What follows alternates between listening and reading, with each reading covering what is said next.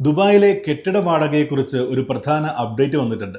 Residential commercial കെട്ടിട ഉടമകൾക്ക് ഇനി മുതൽ തോന്നിയതുപോലെ കെട്ടിട വാടക നിശ്ചയിക്കാനോ വർദ്ധിപ്പിക്കാനോ സാധിക്കില്ല. ദുബായ് ലാൻഡ് ഡിപ്പാർട്ട്മെന്റിലെ റിയൽ എസ്റ്റേറ്റ് രജിസ്ട്രേഷൻ വിഭാഗം പ്രഖ്യാപിച്ച പുതിയ സ്മാർട്ട് വാടക സൂചിക അഥവാ സ്മാർട്ട് റെന്റൽ ഇൻഡെക്സ് നിലവിൽ വന്നതോടെ ദുബായിലെ ഓരോ മേഖലയിലെയും കെട്ടിടങ്ങൾക്ക് ലഭിക്കുന്ന റേറ്റിംഗിന് അനുസൃതമായിരിക്കും ഇനി മുതൽ കെട്ടിട വാടക നിശ്ചയിക്കാനും വർദ്ധിപ്പിക്കാനുമുള്ള അനുമതി ഉണ്ടാവുകയുള്ളൂ. കെട്ടിടങ്ങളിലെ സൗകര്യങ്ങൾ, അത് സ്ഥിതി ചെയ്യുന്ന പ്രദേശം, കെട്ടിടത്തിന്റെ വലിപ്പം തുടങ്ങിയ മാനദണ്ഡങ്ങൾ പരിഗണിച്ചാകും കെട്ടിടങ്ങൾ റേറ്റിംഗ് നിശ്ചയിക്കുക. ഇത് പ്രകാരം പഴയ കെട്ടിടങ്ങൾ കാലോചിതമായി പുതുക്കിപ്പണിതാൽ മാത്രമേ ദുബായിൽ ഇനി വാടക വർദ്ധിപ്പിക്കാൻ കഴിയൂ.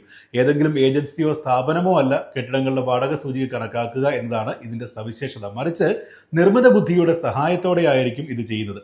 പുതിയ റെന്റൽ ഇൻഡെക്സ് കെട്ടിട ഉടമകൾക്കും അതേപോലെ വാടകക്കാർക്കും നിക്ഷേപകർക്കും ഗുണകരമാകുമെന്നും അധികൃതർ പറയുന്നുണ്ട്. തുടക്കത്തിൽ താമസ കെട്ടിടങ്ങളെയാണ് തരംതിരിക്കുക, പിന്നീട് വാണിജ്യ കെട്ടിടങ്ങളിലേക്ക് കൂടി വ്യാപിപ്പിക്കും.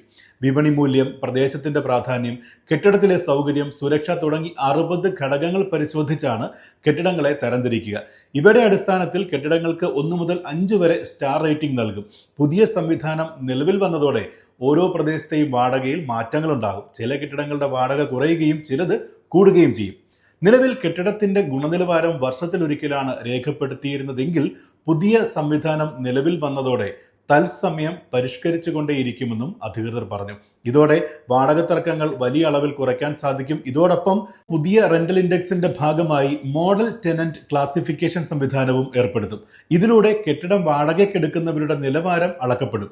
ഇയാൾ മുൻപ് വാടക കരാർ ലംഘിച്ചവരാണോ, വാടക അടയ്ക്കുന്നതിൽ വീഴ്ച വരുത്തിയിട്ടുണ്ടോ തുടങ്ങിയ കാര്യങ്ങൾ കെട്ടിട ഉടമകൾക്ക് തിരിച്ചറിയാനാകും. ഇജാരി ക്രെഡിറ്റ് റേറ്റിംഗ് വഴിയാണ് ഇത് സാധ്യമാവുക. വാടക കരാറുകൾ കൃത്യമായി പാലിക്കാനും വാടക അടയ്ക്കുന്നതിൽ വീഴ്ച വരുത്താതിരിക്കാനും ഇത് വാടകക്കാരെ പ്രോത്സാഹിപ്പിക്കും.